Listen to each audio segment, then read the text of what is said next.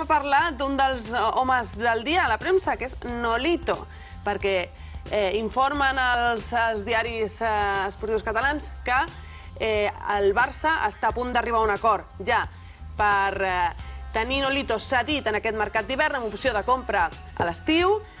però des del Celta es nega absolutament aquesta informació i diuen que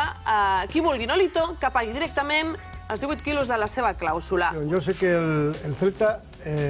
cedido no va a ir, se hablaba incluso de que Sandro podía entrar, o Munir podían entrar en la operación, se hablaba incluso de que ahora pagarían 2 millones por la cesión y luego el resto de los 18 a partir de julio. Se hablaban de muchas cosas, pero yo he llamado al Barça y el Barça me ha dicho que no, que por el momento no hay res de res, nada de nada. Y como decía Radio Marca,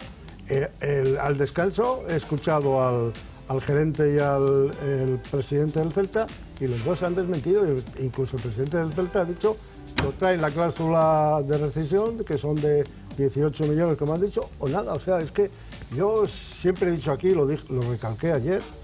que el Barça no puede gastarse 1 millón de euros por ningún jugador ahora mismo. Fins l'estiu, el Barça, l'economia del Barça no li permet. O viene cedido y a partir de julio empieza a pagar lo que quieras, ahora mismo el Barça no puede pagar.